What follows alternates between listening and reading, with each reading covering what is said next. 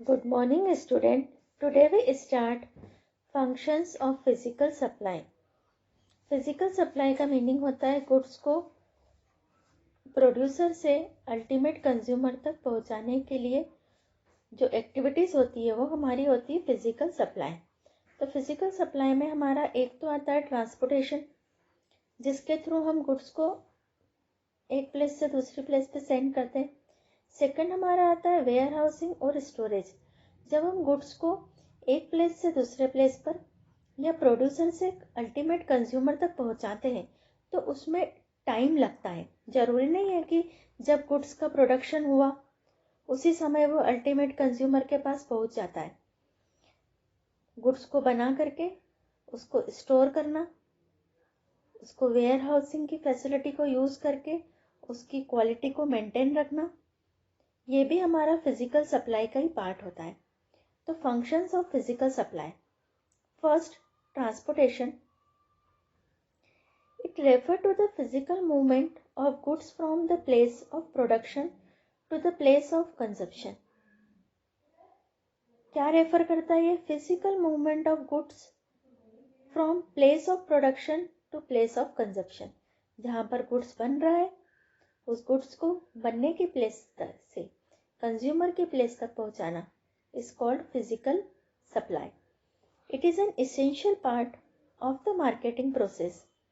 It brings together the producers and consumers who are located in different regions.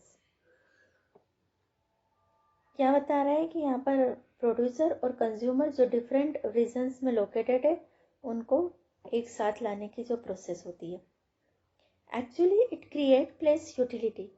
क्या आप create करते हैं? Place utility. कि जब हम किसी गुड्स की प्लेस बदल देते हैं तो उसमें यूटिलिटी क्रिएट हो जाती है।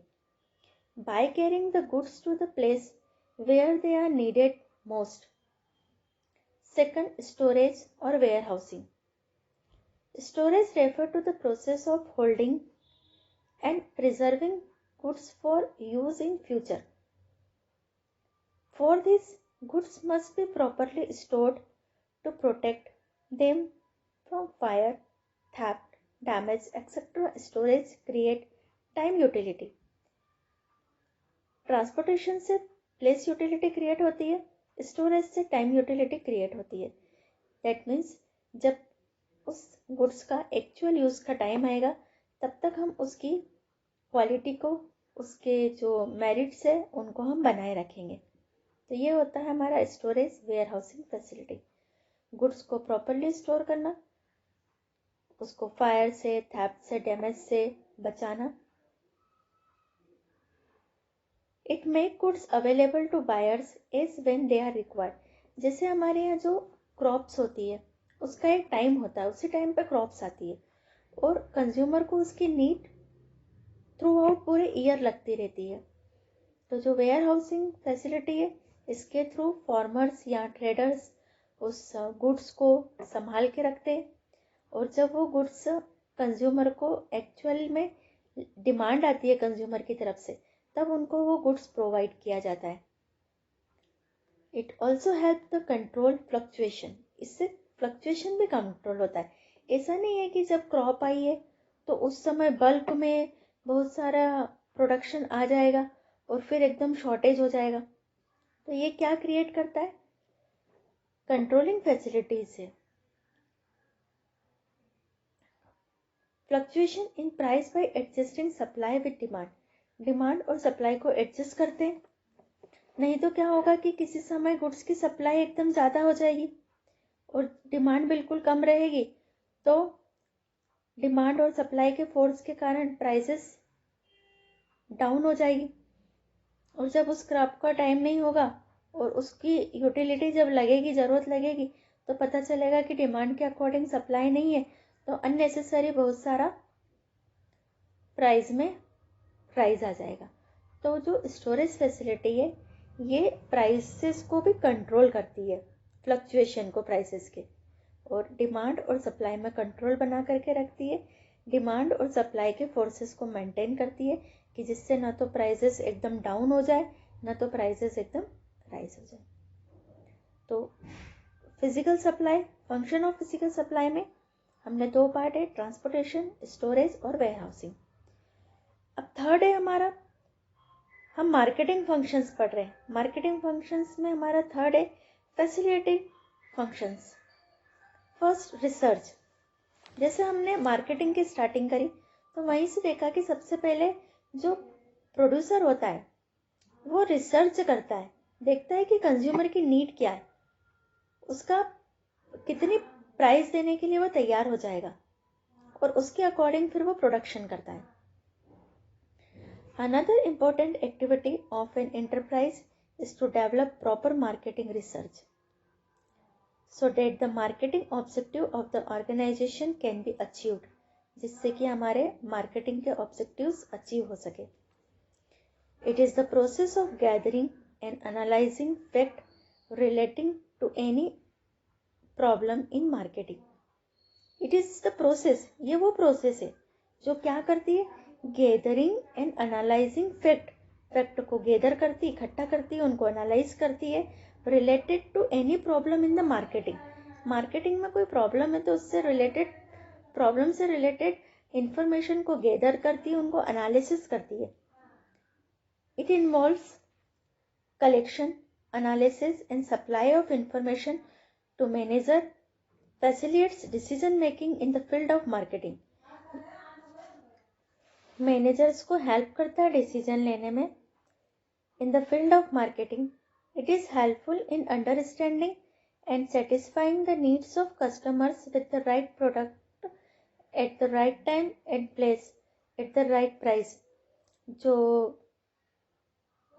रिसर्च है, जो एनालिसिस है, वो हेल्प करता है कंज्यूमर की नीड्स को सेटिस्फाई करने के लिए कि उनको राइट प्रोडक्ट राइट टाइम पे और राइट प्लेस पर अवेलेबल हो सके एंड द राइट प्राइस पर। Second facilitating function is product planning and development. The product planning decision means to make product attractive to the target consumers. A good design can improve performance of a product and also give a competitive advantages to the market. क्या होता है हमारा the product planning और designing. हम product को बनाने से पहले उसकी प्लानिंग करते, डिज़ाइनिंग करते, means to make product attractive, जिससे कि हमारा प्रोडक्ट अट्रैक्टिव बने टू द टारगेट कंज्यूमर्स को टारगेट करते हुए। A good design can improve performance of the product and also give it a competitive advantages in the market. Product planning and development has become very important in modern times due to the ever changing expectation of customers, growing competition and technological process. जो भी technological progress हो रही है, जो competition grow हो रही है, consumer की एक्सपेक्टेशन बढ़ती जा रही है, चेंज हो रहा है मॉडल, तो इन सारे जो टाइम के अकॉर्डिंग जो चेंजेस आ रहे हैं, तो प्रोडक्ट की प्लानिंग और डेवलपमेंट हमको इन सारे एस्पेक्ट को ध्यान में रखते हुए करना पड़ती है, क्योंकि कंज्यूमर का टेस्ट चेंज होता रहता है, कंपटीशन ग्रो हो रही है, तो हमारे कॉम्पिटिटर क्या कर रहे हैं वो भी हमको ध्यान रखना पड़ता है मार्केटिंग में। Third, standardization and grading. Standardization refer to the producing good or predetermined satisfactions that help in achieving uniformity and consistency in the output. It ensures the buyers that goods conform to the predetermined standards of quality, price and packaging. हमको standardisation करना पड़ता है, grading करना पड़ती है। Standardisation यानी हमको कुछ स्टैंडर्ड्स बनाना पड़ते हैं कि हमारे गुड्स की क्वालिटी इस स्टैंडर्ड की रहेगी। हमको ग्रेड करना पड़ता है, ग्रेडिंग करवाना पड़ता है कि हमारा फर्स्ट ग्रेड का, सेकंड ग्रेड का, थर्ड ग्रेड का गुड्स है, तो ग्रेडिंग और स्टैंडर्डाइजेशन करना पड़ता है, जिससे कि हमारा जो गुड्स होता है फैक्ट्री में से बनता है वो ऑलवेज एक जैसा बन के निकलता है। नहीं तो पता चला कि एक बैच की क्वालिटी अलग निकली